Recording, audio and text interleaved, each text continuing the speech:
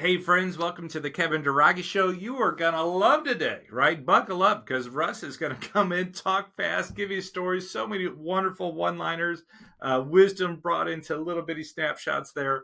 Guys, his story is awesome. He has so much to share.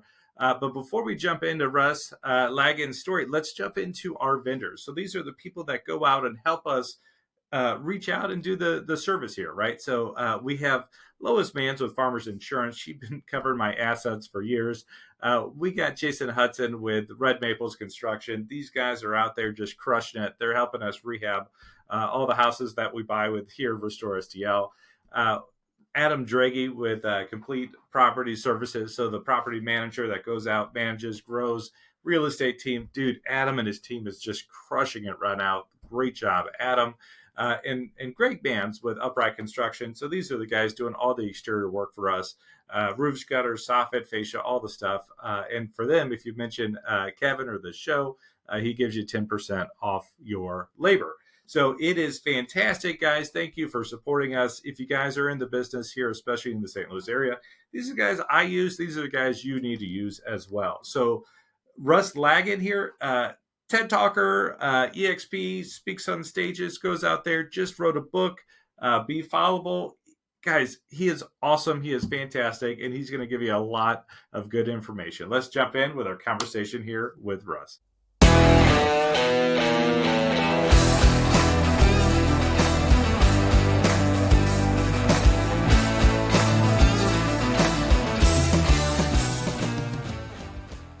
All right, here we go. So today we have a special guest, Russ Laggan. So he just got off the stage at what is it called? EXP Con? EXP Con, yeah, EXP convention. EXP Con, where he just was in front of bunches and bunches of people speaking and training. And actually, you just finished a TED Talk too. So, dude, that is amazing. Congratulations. Fun times, baby. Fun times. All right. So, Russ, before we get there, until that, Russ, who you are today, how and why did you get into real estate? Yeah, well, that's a great question, actually. It was one of those things where I had. Okay, I'm gonna mess you up. All right, left turn, Clyde. Ready? Got out of high school, worked on the railroad for 2 years, swinging a sledgehammer, driving spikes, repairing track. My dad was the general manager, and it was a very good paying job for an 18-year-old. This is back in 1990. I was gonna say, like, is this the 1900s? You're not that like swinging a sledgehammer is still a thing? Yeah, it is. Yeah, because you got to keep in mind the short lines are super manual, right? Like the smaller.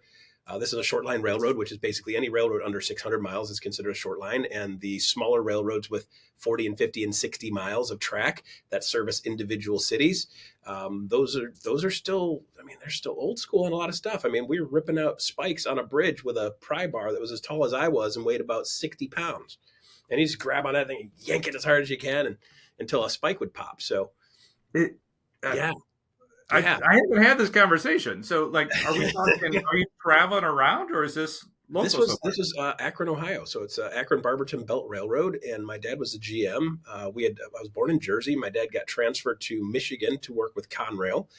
Conrail was running out of the old Michigan Central Station back when we were kids. Now, Ford Motor Company, now a bunch of years later, has actually completely rebuilt the old train station and moved in on some of the levels, and then they've got subleasing. So anyway, so we grew up running around that thing as little kids, and then my dad had an opportunity to run a small railroad and took the job as a GM. So it was a great move for him. Moved me in the middle of my junior year of high school, so I graduated with a bunch of people I didn't know. So when they're like, class reunion, I'm like, I don't know any of you people. Yeah. So I remember Jim Taggart because he wanted to fight me. That's all you know. I'm like, oh. Jim Taggart was like 220 pounds, 6'3", and I was 140 pounds dripping wet at 5'11". So I'm gonna fight this guy. I'll hit him with a car maybe, but I'm not gonna hit him with my hand. Choose your fight, right? Not that one. This is my pre-hockey playing years when I would be more willing to fight other things. But maybe after the railroad side of it, Yeah. I was the surprise. If you put your hands on me, you were in for a surprise because dude, everything on the railroad weighed more than I did. Like we were moving 300 pound. I was moving 300-pound railroad ties with a thing that looked like ice picks. You had like a set of clamps on it. You lift up on this thing, and the railroad ties were 300. Exactly. Just they had just longer arms on them, and you just put it between you. Like it's a 300-pound railroad tie. I'm on a 12-inch I-beam scooting sideways with a dude that was 280 pounds named Frank Malinowski. You got the names down. Look at you. Dude, they scarred me. They scarred me for life. No, Billy Benson, Frank Malinowski, Ray Roush. Man, we'll call them out. Like, oh my God, talk about some amazing screwed up human beings. And they were, I was a kid. They were grown adults, and man, I was so naive. They took advantage of that. Still then, yeah. And then of course I was the boss's son. So they were like, you got we're gonna haze him every day, but just not kill him. It got close. I resigned from that job when I was hanging on the outside of the train. I got promoted up to be a brakeman, and I'd hang on the outside of the train like this. I'd have one boot in the stirrup on the outside of, on the outside of the railroad car, and we were shoving back in through the yard, and the car I was on picked the switch, which basically, switch looks like this, and it goes off to the side, and you flop it over this way, and the train goes this way. You flop it over. Well, it split the thing like this, and then dropped down in between. And then the car's bouncing on the railroad tracks, which, by the way, is like rumble strip, right? And I'm hanging on the outside of this thing doing 20 miles an hour. So it was jump off and get cut in half, or hang on this thing, and if it keeps going that way, I get smeared in between two cars. So I was like, yeah, I don't want to die here. This is not. A lot of the guys go off the railroad disabled in the smaller ones, just because it's just harsh. It's hard. You make it to 40 something, you're killing it. Is that going to be like Deadliest Catch or like Ice Road's Trucker? It's going to be the railroad story. Yeah, the railroads have gotten a little bit safer, but keep in mind, my first week on the railroad, my dad drops me off at a bridge that was a part of Goodyear, track that went into Goodyear in Akron area, and we were 35 feet off the ground with no guardrails and no harnesses. They're like, "Don't drop anything." Like I was like, "Don't drop yourself." Thank God I had great balance. And, the guys are like, "Your dad must hate your guts. This is the most dangerous job we've ever done." It's like, and then they did nothing to make it safer, right? So, you can't really get away with that kind of crap now. But back, this was 1990, which was way, way safer than I can't imagine what they were doing in the 50s, right?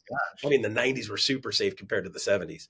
But yeah, it was a wild game. But like, so that was part. So I started in that role, and then I went to Central Bible College in Springfield, Missouri, for a couple of years, and we're not going to get into that, but we agreed it was not the right fit for me. I didn't get kicked out. I would say we agreed to not agree on anything. Oh, that's nice. Yeah. The difference between facts and beliefs got a little blurred, and I was like, So I called it what it was, and then they're like, "Hey, if you got these kind of questions, it might not be the right fit for you." How did you find that part of Missouri? I refuse to be a puppet and just go along with, "Hey, we do it because we told you so." That is the absolute wrong thing to do to me. You just like, "Hey, do it because just to do it." And like, no, man, I'm not. Like that still sticks with me now. Like you tell me to do something stupid, I'm like, "Nah, man." Like I don't care who it is. I'll like, I'll put my hand up. Like, hang on a second, that doesn't make sense. Explain to me how this makes sense. But I've it's not the challenge of authority. It's the challenge of it's a challenge of status quo, which is part of what has gotten to me where I am now. It's like, I don't just sit down and be like, "Oh yeah, do it this way because everybody else has always done it that way." I'm like, if there's a smarter, faster, easier, better way, easier way, smarter way, more, less costly, better yield way to do it, I'm going to find it. I'm an efficiency nut. Like you ought to watch me build a bass guitar, dude. Like it does not take me very many hours because I'm super efficient in what I do. Okay, so I went from railroad to Bible college to back to railroad for a minute, and then I got licensed as a hairstylist in my 20s. I mean, why not? Everybody's hair in college. Dude, I was popping $10 a haircut, one right after the next, because I had a set of clippers and I had a little bit of skill. I learned hacking my brother Chuck's hair up and hacking my own hair up, and I've cut my own hair for 30 plus years. I've had like 7 haircuts in 30 years from other people, and so I got into hairstyling, and then I got super allergic to the chemicals and had to resign from that. So I was in a hair salon, like a high-end hair salon, in the early 90s for 5 years. I did updos for weddings. Yeah, it's like artsy fartsy central, right? Resigned from that, went into kitchen bath project management and design because a buddy of mine was doing that, and he seemed to be having a good time and making more money than I was making. So I went into that, did that for 4 years, resigned from that. I started a concrete countertop company, 1999, doing countertops out of concrete when nobody had any idea what it was. People still are like, you did what? What is that? So I built that company up in over 4 or 5 years. It was That was doing a really big deal well. for. I mean, don't see that very much anymore, do you? It's no, it's still out there. Yeah, it's still out there. A lot of applications in bars, a lot of applications in hotels, and it's come a long way. It's much more refined than it was in the earlier days. But yeah, nobody had heard of it back in 1999. So I saw it on a cover of a magazine. I'm like, what is that? So I had to figure it out. So that's another thing that is kind of a weird trait of mine. I see something and I get super fascinated with it, and I want to figure out how it works. When you show me something, my brain's like, how does that work? Automatically, how does it work? So I figured it out, and I figured it out the hard way, trial and error. Just like learning how to bake a cake. Too much flour, too much water, too much butter. I don't know if there's ever too much butter, but you know, so yeah, it's just a matter of learning how to figure stuff out, right? Then I learned, God, I learned painful lessons selling that. You ever sell a business? I've helped people sell Have you ever businesses. built a business and then basically ended up giving it away because you didn't know any better? I And have. that's what happened. Oh, Yeah, no, it's just a matter of, like, here's the thing. And it's something, I just had this conversation with somebody yesterday. They were talking about building their brand. And he's like, somebody was like, you got to build it, Michael, blah, blah, blah, real estate team. You got to use your name and blah, blah, blah. And the brand is like, I was like, yeah, no, you don't. Actually, I wouldn't do that. So he's like, really? Why not? And I'm like, well, let me tell you a little story about a man named Jed. He's a poor mountain. Never mind. Sorry, wrong story. Let me tell you a story about a person named Cindy Spear. Cindy Spear is amazing. She's one of the most amazing humans you will ever meet. She said this line to me one time, talking about listings and selling houses. And she's like, Russ, you have to understand the market talks with its feet. I'm like, well, tell me more. She's like, if they're not coming in the house is overpriced. If they're coming in the house and not making offers, the house is still overpriced. If they're coming in the house and they're making offers and the offers are acceptable, that's when you know you got the right price. But the market talks with its feet. No traffic means price isn't even close. And I was like, dang, that's smart, Cindy. And it was great because you say that to a seller and the seller's like, oh. So I'm like, how many showings have we had? And they're like, none. That means the number we put out there, nobody agrees that that's the right number because other houses have sold in the last 30 days, which means things are selling, just not yours. Here's why. So it's just understanding like the simplicity of that, right? And then Cindy wanted to retire and she retires. She sells her company, her brand to a couple of other ladies. And when they sold it to the couple other ladies, 5 years later, 6 years later, 7 years later, Tammy's in my office like this. She hasn't done a deal in 7 years. I think every time the phone rings, it's like, hey, I want to talk to Cindy Spear. yeah. And Cindy was amazing, right? And she left a mark in this world. She made a difference in that market. And every single time. So if you build your brand around your name, you can never sell it to somebody else without them being tortured for the rest of their lives, right? So I was like, do a name that and you can do it by Michael, it's like boom, by Michael. And then they can boom, by Russ. You just change the by and people go, oh, cool. Easy transition, right? But if it's Russ Laggan Realty, it was Russ Laggan Real Estate Group, guess what? I'm stuck with that stupid thing. Like, by the way, I'm the only one that and yes, there's something to that in branding. But for me, I'm thinking succession plan now. I'm 53. Okay. I'm thinking succession plan. So I'm thinking like getting out of the concrete countertop business was the most painful experience of my business life. I learned a lot, right? I learned number one, don't build a business around you because it's unsellable. Well, it's unsellable unless you sell yourself, and then you basically sold yourself to be an employee. So the guy comes up in the offer. He's like, "I'll give you your number, but you got to stay for 3 years." I'm like, "Wait a minute. If you pay me that, amount of money and I stay here for 3 years, what are you going to pay me to stay here?" And he's like, "Well, no, I pay you that, but I need you for 3 years to help transition the business." And I'm going like, if you take that number and divide it by 3, I can make more money working 1 year by myself. That's like we talk about broker. I talk to brokerages all the time that are shutting down, struggling, having a hard time. And the offers they'll get typically will be 30% of company dollar year 1, 20% year 2, and 10% year 3. And if you add that up, it's 60% over 3 years. If you run it for 1 year, full throttle, you make 100%, slam it into brick wall, light it on fire, you're 40% ahead. And you got 2 years of your life back. Yeah. Do you see how my brain is wired? Like, let's just do shit that makes sense, right? And like, there's so many people just doing stuff that doesn't make sense because they want out so bad or their situation is so, and they're like, they do it. And then 6 months later, by the way, in almost all of those deals, that person has an epiphany and they're like, I'm working just as hard as I did when I was running it myself, and I'm making way less dollars. And they just go, they disappear. So the acquisitions in real estate, like anybody's still doing them. It's crazy because you got to keep in mind, like every single person building that type of business is building around the cult of personality that is them. They are the person that is followable, right? I wrote a book, released a book recently. I don't know if you heard that one, titled the book Be Followable, because it was like people talk about leadership and they talk about moving the ball and they talk about attracting people and building teams and building businesses and all that stuff. And it starts with you being followable.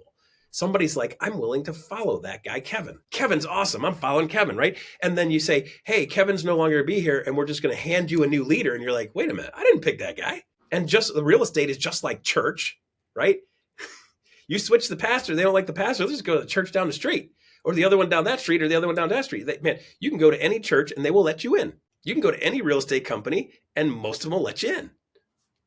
So really, what makes us stand out is that ability to be followable and having that rally cry and that leader, right? So when I built the concrete countertop company, people were buying me because I'm artsy fartsy and a little weird, right? And I dress a little fancy, right? So they kind of bought me. It was a high end market. I was $100 a square foot when granite was $80. So it was $20 a square foot more than granite, which means $40 per linear foot, which meant $1,000 more, $2,000 more than granite. And people were paying it because it was one of a kind. It was unique. It was handmade. And it was me. They bought the artist that went with it, right? But you take the me out of it, like my guy that was helping me back in the day, I'm like, hey, we need this. We need the green formula. And the problem was you've got stone, sand, Portland cement, coloring, and a couple of secret sauce additives, super plasticizers, things like that to make things move, right? But this green, when somebody says they want this green, you got to understand that sometimes the dirt is dirty. You ever seen dirty dirt? That's a weirdest sentence ever, right? You ever seen dirty dirt? So sometimes you take the dirt and you like rinse it, and the water's brown, right? And sometimes you take the dirt, sand, and you rinse it, you put water through it, and it's got a little bit of darkness to it, but it's not dark brown, right? So that changes the color. So you have to do everything by eye. Well, not everybody has an eye for color. And then, by the way, wet looks completely different than dry. So you have to know that this is going to be a little bit darker. And, so when you take that out of the mix, it makes the company basically worthless. So I know a ton about haircutting. I know a ton about railroad. I know a ton about kitchens and bath and remodeling and project management. I know a ton about countertops, project management, kitchen, bath. So what do I know the most about? Houses, right? I bought a house and flipped a house and bought a house and flipped a house and bought a house and flipped a house. So I know more about houses than anything else. So when I'm selling off the concrete countertop company, I'm like, what am I going to do? What's my next thing? I got into the mortgage business for a minute. What I realized? I freaking hate doing mortgages. I mean, keep in mind, this is 2005, right? This is when you're like, you don't have any assets, you don't have any income, no problem. Just tell us what you. Yeah, good. Here's a loan. Nobody saw anything, right? So with that said, I got into that for a couple of minutes and I'm like, this isn't me. It's chasing paperwork and chasing financials and chasing bank statements and all this. Like, that's not my thing. Right. So I got in on the residential real estate side and I'm like, I know more about houses than most people and I like people and I know a little bit about sales. So my wife's cousin comes into town mid 2005. They're doing some family thing, graduation, whatever. And he's sitting down. He's like, Russ, man, like, you're a real estate agent. You got your real estate license. You should come down to Florida. A complete idiot can make $100,000 a year in Florida. And I'm like, I'm the biggest idiot I know. Let's do this. Come on. Like, this is made for me, right? So when I got into, so I moved from Detroit, Michigan to Tampa, Florida, end of 2005. We closed on our house in Tampa, December 2nd, 2005, which, by the way, is not too far away from the anniversary of Pearl Harbor. So I like to say this will go down as the Pearl Harbor of my finances. I ended up watching a real estate market getting destroyed, knowing zero people, in a market getting just completely crushed, right? Single family residences dropped over the next 2.5 years. And by the way, Tampa led the way. Michigan was getting hit because of Ford and Chrysler and GM laying off a bunch of mid-level managers. So everybody's like, get out of here. Detroit market's going down. And we had seen that. We had seen, bought a house for whatever. And then, I was lucky to get out of it even. It should have been a $50,000 or $60,000 net on the way out. And we're like, if we can get even, we're good. So we go down to Tampa. I'm like, thank God we missed that, dodged that bullet. By the way, Tampa had way more investors and way more second homes and way more hurt. So Tampa single family residents lost 50% over the next 2.5, 3 years. And condos and townhouses were down between 75 and 90%. 90. Wow.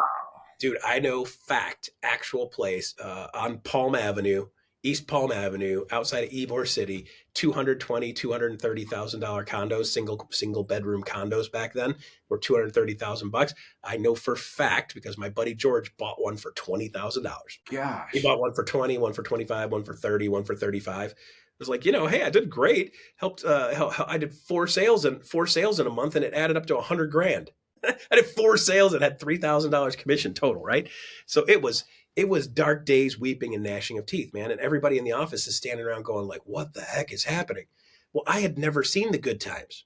I had what we call an unfair advantage. You know what that is? I didn't know what good times. Yeah. I didn't know what good times were.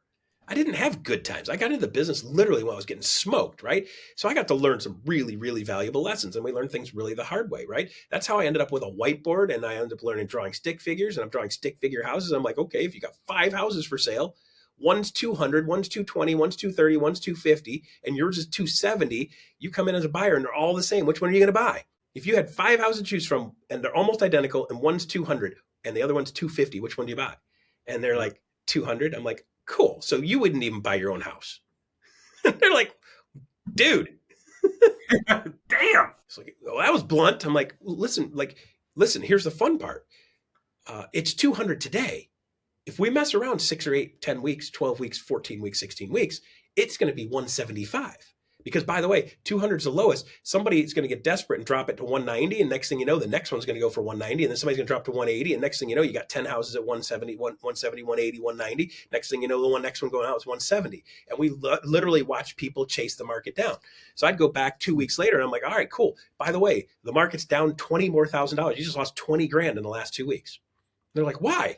I'm like, because 3 houses sold in your neighborhood for 20 under what you're on the market for. Which means that's the new comp, which means the next guy in can't buy, so it was tough conversations, right? You ever seen grown ass adults sit at their kitchen table and cry? I have. It's not fun, right? But you learn a little bit about compassion. And I learned a lot about being really direct. I've been accused of being really direct a lot. Well, it gets through some of that. I've never gotten done with something and said that didn't work because I was too soft, right? Not anymore, because like people are not paying me to lie to them, right? And unfortunately, in the real estate business, a lot of people are just like, they want to just tell the people what they want to hear. When in fact, if you get really intentional with the information and you get really factual with the information and you really know your stuff and you're really confident, you present the information in a factual manner that's very confident, and then there's damn near no argument for it. Any argument they go for not doing the right price is just based on emotion or silliness, right? It's like, okay, so you understand that makes no sense, right? You understand what you just told me makes absolutely no sense, right? Yeah, but it's our house. You can do whatever you need to do. I just want to make sure we're clear. What you're doing doesn't make sense. I need to hear that you understand what you just said to me does not make sense based on what we just talked about. And that's logic. That's and how you are over here. Yeah. Yeah. Yeah, you're over here. Like, and they're like, well, you need to do marketing. So I'm like, okay, great. So let's do this. I'm going to call my guy in New York and we're going to get it on the morning show. Right. And what's going to happen is we're going to put your house at 500,000 beautiful pictures on the morning show.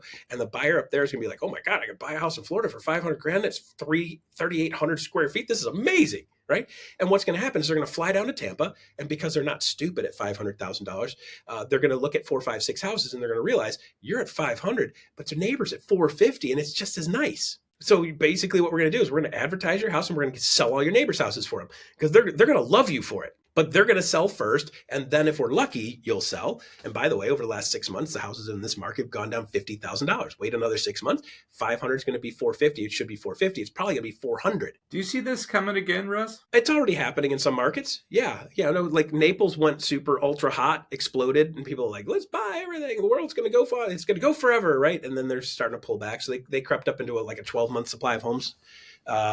Last year, they're back down in the 8s, Southeast Florida, Miami area. When I was on stage in Miami, Fort Lauderdale 2 months ago, I had pulled the stats because I always like to know what the market stats are local. And they're at a 9.8 month supply of homes. I don't think they're going to have massive reductions, but are they flat or did they go flat? And will you see some people that were overpriced get back to the reality of where they should have been? Yes, we're seeing a lot of that in isolated markets though. Like the market I'm sitting in right now, 2.3 months supply of homes. Like my neighbor's house went up in January, January this year. It went up on the market, went right back off the market for 20,000 over asking price in a day. Yeah. I mean, I So think in the Midwest, we don't have the huge bubbles that the coast have. yeah. Yeah, and that's, the coast is much more transient. The coast is much more second home and so forth. And those markets are much more volatile. If you're going to have to dump something, what do you dump? I'm going to dump my second house versus my primary, right? Got to live Right. somewhere.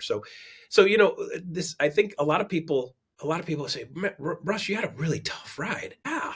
Well, like, what's the option? We'll sit down and like, well, I'm not going to participate. Like you have to participate. I had what we call an unfair advantage in 2007. I got top agent in the market. July 2007. I remember it like it was yesterday. I got this little plaque from the boss, Russ, number one agent. I had two closings. 70 agents in the office. I had two closings. I was the number one agent, right? I go home and I jokingly tell this story. My wife's like, that's not how it went, but it is how it felt to me. I Yeah. went home, showed her the certificate, and she looked at me and basically said some version of like, if you're the top agent, what's everybody else making? Because we're broke. Yeah. Like, this isn't working, man. You're the top of the bottom. Right? Yeah. It's like being king of the turd hill, right? So it's just a matter of like, but I had the unfair advantage. If I didn't make money, I didn't get to eat. Man, 2007, I remember sitting in my Infiniti G35 that I bought used that I couldn't afford, but I needed a car that had four doors because we still drove people around back then. And I remember sitting in the parking lot of the theater off of I-75 north of my house. And I would have blown off work and gone to a movie, but I didn't have enough money to pay for a ticket. Oh, Right. So I sat in the parking lot and I cried. Because, dude, I felt like I was, pardon the French, but I felt like I was fucked. Right. I felt like I was fucked and royally fucked. Like there's no way to undo this. Like I'm in Tampa. My house is now upside down $70,000. I can't sell my house without short selling it. That doesn't make sense because I still have to live somewhere. I don't have the dollars to pay the mortgage because it's so far and few between. I was just on a freaking struggle bus, working my ass off and just couldn't get my head pulled out far enough to see anything, right? It felt like everything I did was against me. Everything. Freaking everything. so what'd you do? Like, this is, Russ, when we talk about forging moments, this is it right here, right? That Yeah. moment of breaking where you think you're a failure and all this other stuff. Yeah. I love the quote, It's, man in the arena, but the thing yeah. is, get up. Like, what did you do You pull your to get freaking back? helmet on. You pull your helmet on and you go gladiator mode, right? But what was it, right? Yeah. Breaking down isn't a It's bad this. thing. Yeah, no, it's the realization that like that realization is like no matter what I do, I don't think I can get this thing. Like I don't know if I'm gonna get my hands wrapped around this thing, right? And it's like realizing what can I control. Like that moment when you're like failure's not an option. I mean, it was not an option. It just flat out wasn't an option, right? So what do? I've got my wife and I've got our little puppy dog, and we pared down everything we could. I talked to my father-in-law. I'm like, we pared down everything we could, and he looked over the finances. He's like, you don't have a spending problem. You have an income problem, and like he's like, you got this, right? I had that person that believed in me. You got to find a person that believes in you. Like right now, if you don't have somebody that believes in you, freaking go find one. Right? Call me up. I'll tell you I believe in you. Got to have somebody that believes in you, right? And yeah, it's just you take that little nugget, that little kernel, and then you figure out what you can control, right? Can I control the market? No. Can I control what I do? Yeah. Like, and then it's just sitting down and just going like, asking the simplest stupid question. It's when this question occurred to me. It was the simplest, stupidest question, but it was the most brilliant question because it has served me for the last 20 years. And that question was like, where's my business coming from? I've done some business. Where did my business come from? And you know what? You know where my business came from? My business came from mountain biking. It's like, why don't I double down on that? Right. So it's like, then I'm like, okay, so if I got business from mountain biking and I get, by the way, there's the Swamp Mountain Biking Club. I know they're still out there somewhere in some form. They had 700 and something members, 750 members at the time. I didn't know that. I just knew when we showed up for certain rides, there's a bunch of people at certain rides. So they do a Sunday ride and there's like 70 or 80 people show up.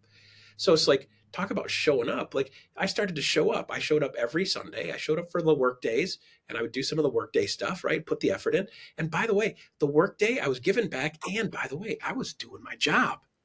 When I was on my bike on Sunday, I was doing my job. I come into the parking lot when I've always been a little bit enthusiastic, right? You would have guessed this. Spicy, a little enthusiastic, right?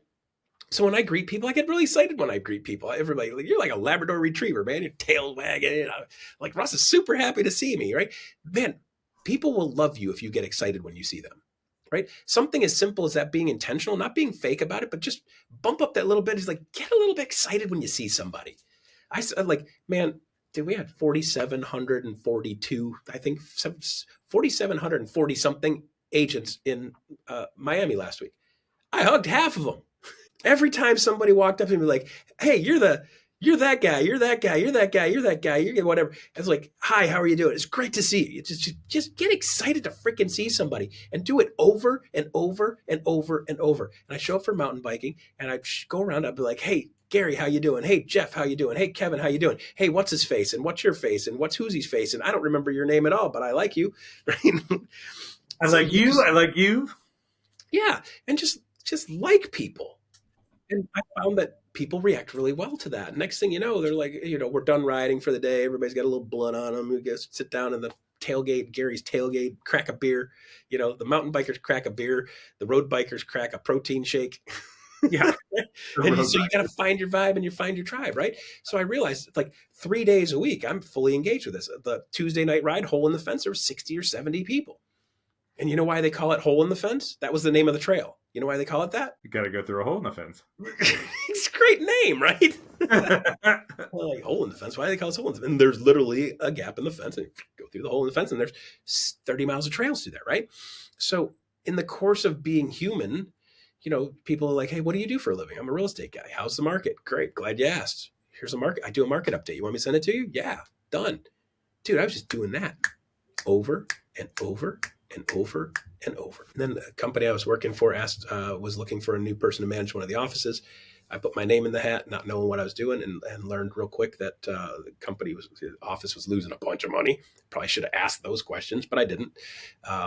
So I learned how to build a real estate business from losing a bunch of money to making money. And we merged it with another office where Cindy Spear story comes from. Merged it with that. That was the highest producing privately owned real estate office in Tampa by the end of 2012. And I realized I was making somebody else rich. For every 300,000 they made, I made 10. And I'm like, this is stupid. So I resigned from that job and went, my wife's like, you're going to sell houses? You remember this? There was some damage. Yeah. Some residual memories. Went from there to selling houses, sold 105 houses in 13, 143 in 14, 127 in 15, 36 in 16, right? So bought brokerage in 14 as a fix and flipper, sold it in 2015. And now I've got a little bit of, I bought a brokerage. When do you buy a brokerage? When it's breaking even. Because if you can get somebody and get it to the point where it breaks even, every single thing you do that makes more dollars and adds more people and adds more sales is straight to the bottom line. So you like the business of real estate? I like the business of people. We just happen to be playing in the real estate side, right? So this is a thing. Like my job, my role technically is vice president of growth. I run basically Ohio West for the country. Some 27,000 or so agents in Ohio West. So pretty much minus the original 13, you got the rest. Most minus Texas and the Gulf. So I've got 27, 28 states. I've got 3 guys that work for me, and I personally handle California. If you take California by itself and put it out as an independent brokerage by itself, it would be in the top 10 or 15 brokerages, just California by itself. And I help grow things, but it's a matter of like finding the right people, inspiring the right people, and training the right people, and loving on the right people. And it's always people. We talk about being business people, but it's people business, right? And it's looking back and remembering, hey man, I've been through some dog fights, and you learn from them. You learn from them, and you just don't stop, right? I end up racing triathlons. You know how triathlons go? Every single one, no matter how much you train, no matter how good you get, no matter how much you work on it, every single race is a dogfight because you push your body to its freaking limit every single time. And the only difference is I'll do it at 100% every single race, and then I'm just getting faster. But it doesn't get easier. It's still the same amount of hard. You just do the same amount of hard for a shorter period of time if you're lucky. Because now I can go faster because I'm only going to go for 6 hours versus going for 7, or 8. My buddy's like, man, that race was way harder on you. You went 6 hours. I only had to go for 4. Like, he kicked my ass by a mile, but I always trained with guys that were way faster than me. I don't want to train with people that are slower than me. I mean, I'm happy to pull people along, but I want to train with the fastest people I can train with. I want to go out and get my ass kicked. I want to step up to the plate, and I want to play with the best of the best. And if you beat me, it's because you're better. It's not because I gave up. I'm giving 100% every time. If you beat me, you train better, you work better, you know, whatever. You're just better. And I'm freaking rooting for you the whole time. I want you to beat me.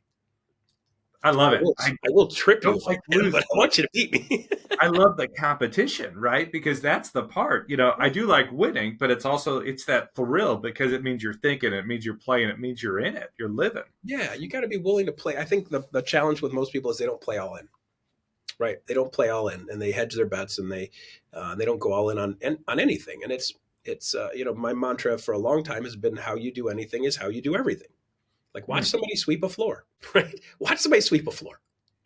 If you're not great, if you don't sweep the heck out of that floor, the best you can sweep that floor, I'm not going to give you anything more important. The last thing I'm going to let you do is run a cash register if you can't push a good broom, right?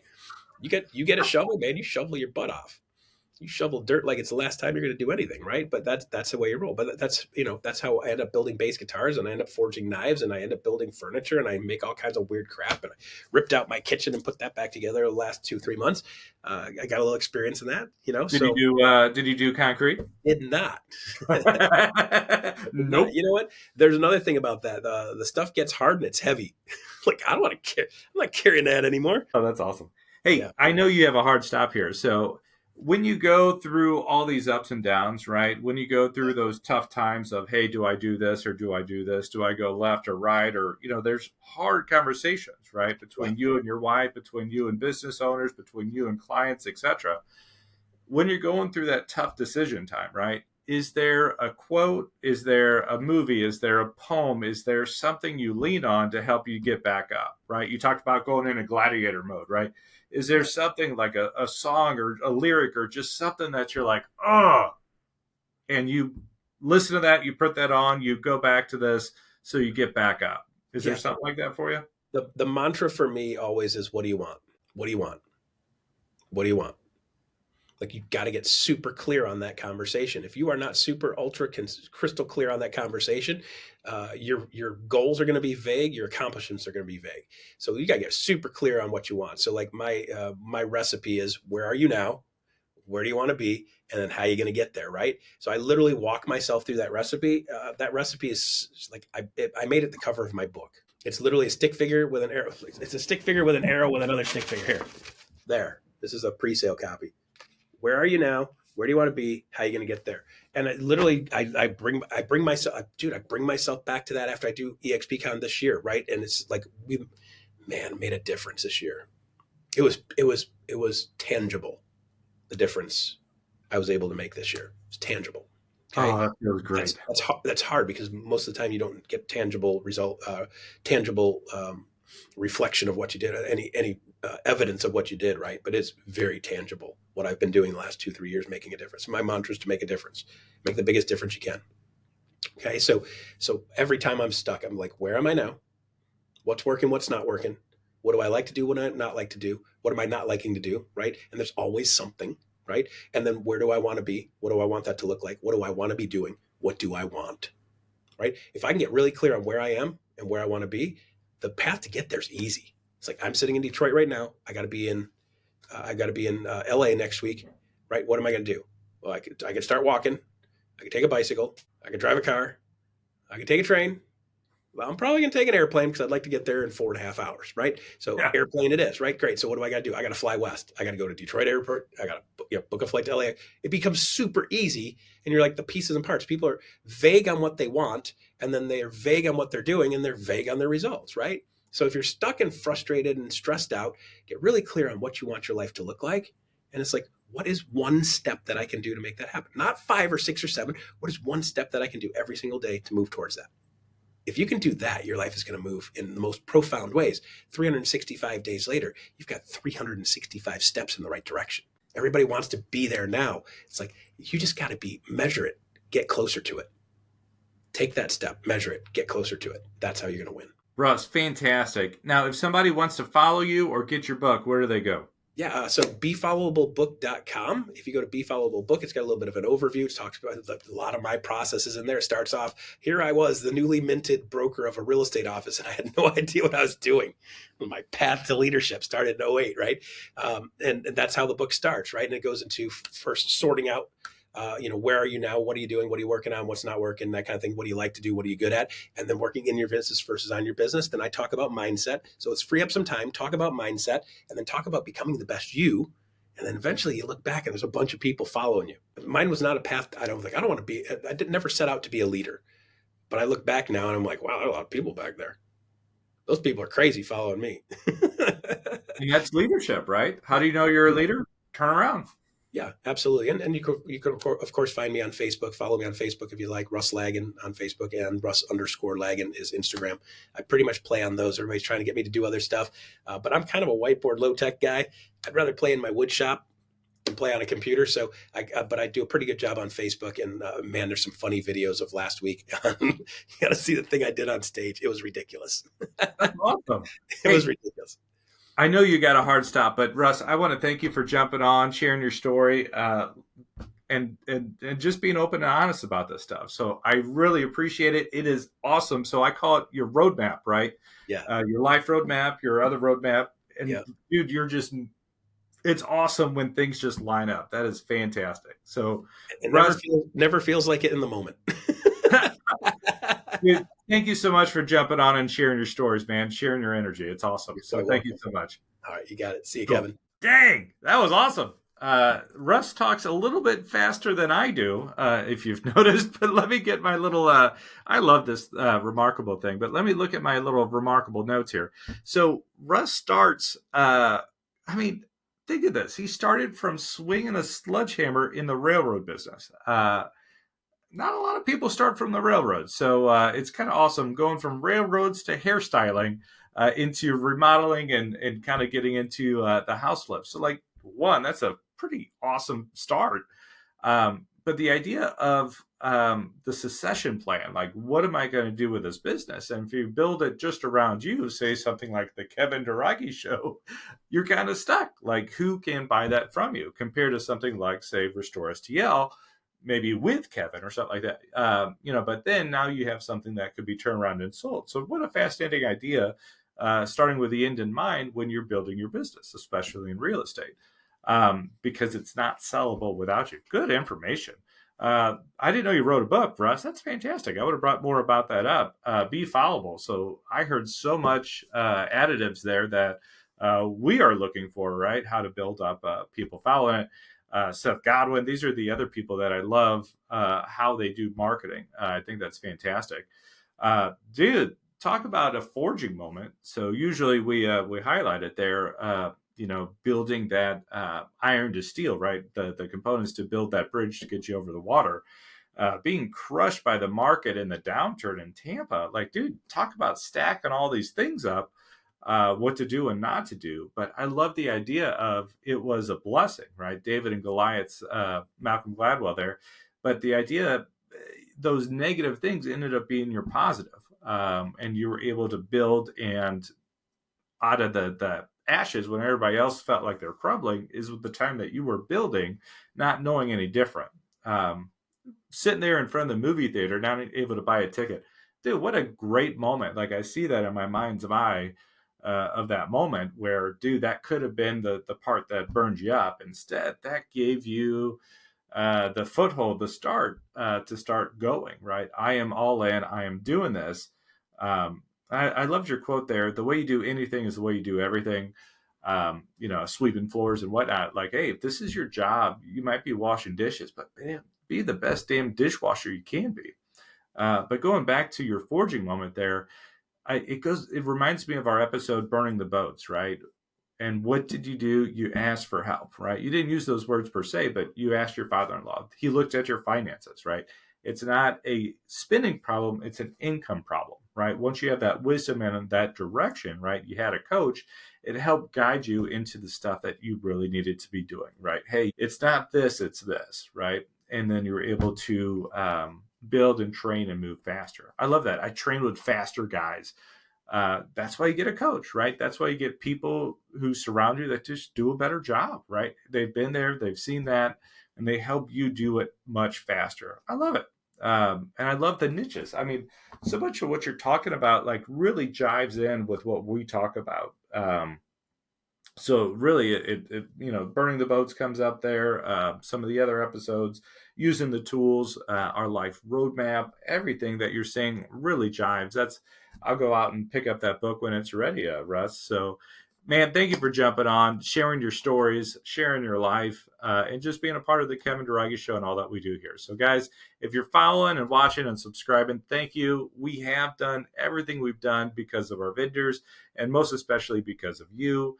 Liking and sharing. We are now top 5% worldwide, and it's because you guys are actively liking and subscribing and sharing this on with your friends. So, guys, thank you for what you do, and I will see you next time.